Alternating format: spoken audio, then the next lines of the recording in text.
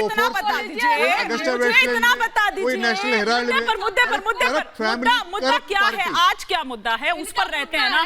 अरे लेकिन कंचना जी आपने मुद्दा बताया ही नहीं ना। आप बताइए, एक सेकंड देखिए 11 सीट्स मांग रहे हैं। एक सेकंड, इलेक्टोरल बॉन्ड चुनाव का कोर इशू है, उसके चारों तरफ चुनाव एक सेकंड, 11 सीट्स मांग रहे हैं, आप देंगे कि नहीं, हाँ या ना? 40 हाँ या ना? 40 सीटों वो पर तो आपने स्मार्टली प्ले कर लिया एक बार। 40 सीटों पर मुद्दा पर लड़ रही है, पत्ते नहीं खोलेंगे। पर एक मुद्दा चंदा चोरी भी है और चंदा चोर उस पर विश्वास क्यों नहीं है ये बता दीजिए ना, क्योंकि हर जगह से 40 जीते, 40 में से भी पूरे राष्ट्र में 40 जीतेगा। सही बोला, मान गया, पूरे राष्ट्र में 40 जीतेगा। देखिए अब इन्होंने कहा है पूरे राष्ट्र में 40 सीट जीतेगा।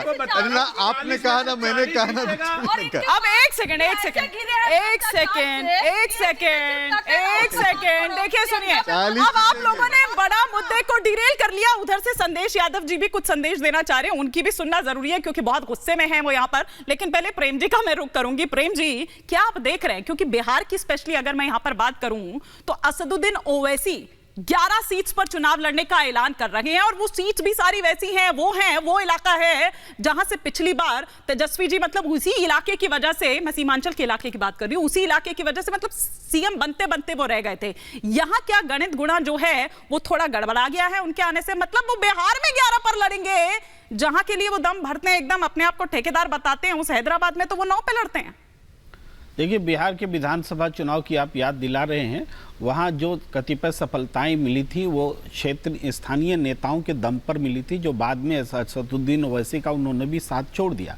बाकी जो असदुद्दीन ओवैसी तो 11 सीटों पर हैदराबाद में चुनाव नहीं लड़ते, तेलंगाना में नहीं लड़ते, बिल्कुल, तो जहाँ के आगे बिहार में लड़ने। एग्जैक्टली, मेरा वही सवाल था। बात यह है कि उनको वो क्यों लड़ रहे हैं, जनता समझ रही है कि वो क्यों लड़ रहे हैं। उनको लगता है हम मुसलमान हैं, मुस्लिम वोटों को बांट देंगे और बीजेपी को जिता देंगे। तो क्या मुसलमान बुद्धू हैं क्या कि असदुद्दीन ओवैसी को वोट दे करके बीजेपी को जिता देंगे? जो बीजेपी मुसलमान को उम्मीदवार नहीं बनाती, वो उस बीजेपी को जिताने के लिए मुसलमान वोट करेंगे। क्या आप ट्रम्प कार्ड बताओ इस्तेमाल कर रहे हैं ओवैसी, असदुद्दीन ओवैसी को, उनकी पार्टी को? धनंजय गिरी जी, आ रही हूं संदेश जी इनके बाद।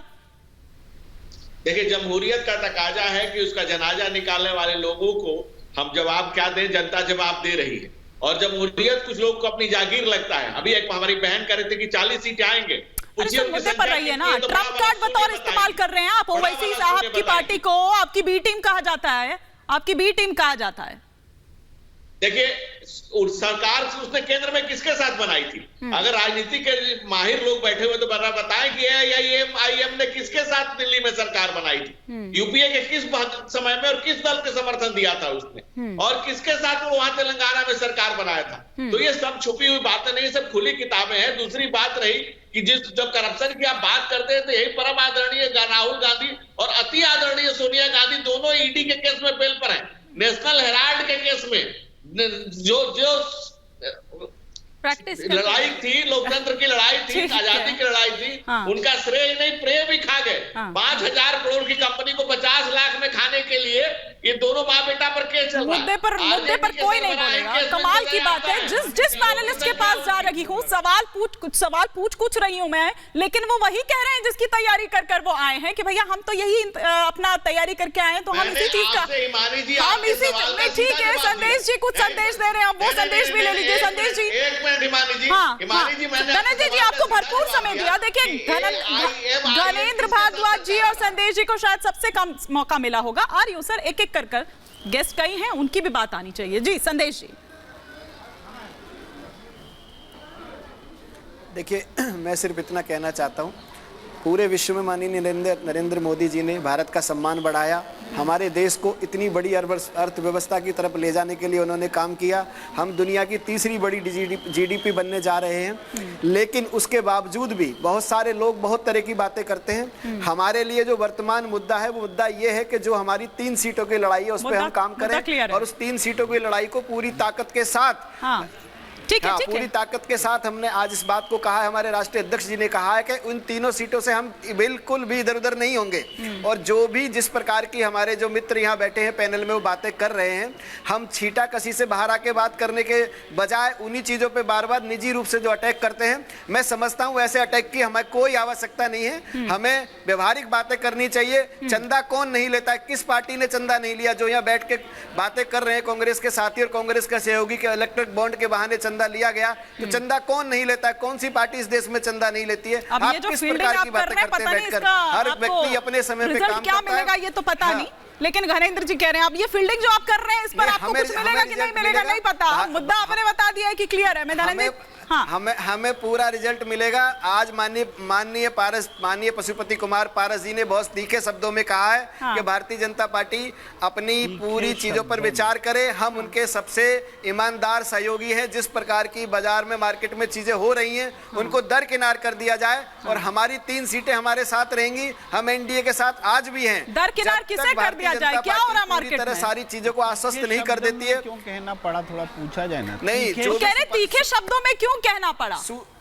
सूत्रों के नहीं, तीखे शब्दों में इसलिए कहना पड़ा कि जो सूत्रों के हवाले से बार बार जो खबरें लाई जा रही हैं, हाँ। जिस प्रकार का माहौल बनाया जा रहा है, हाँ। हमें भी पूरा हक है। हम एनडीए गठबंधन के सबसे ईमानदार सहयोगी हैं। हाँ। और ईमानदार सहयोगी हैं और केंद्र में भारत सरकार में मंत्री हैं। हमारे पास कितने विकल्प हैं, हम क्या क्या नहीं चुन सकते। इस देश में सब कुछ व्यवस्थाएं हमारे पास हैं। उसके बावजूद भी हमारी पूरी ईमानदारी, पूरी श्रद्धा माननीय प्रधानमंत्री, माननीय अमित शाह जी, माननीय नड्डा जी के साथ है। उसके साथ साथ स्थिति विकट है, संकट विकट है। अब संकट मोचक कौन बनेगा? क्योंकि उस वक्त तो उन्होंने कहा कि भाई मैं साथ में रहूंगा। हाँ जी संदेश जी। संकट मोचक भारतीय जनता पार्टी का शीर्ष नेतृत्व ही बनेगा। और जैसा हमें अनुमान भी है, उम्मीद भी है कि अपनी आने वाली लिस्ट में वो हमारी 3 सीटों को बिल्कुल क्लियर हमारे साथ रखेंगे।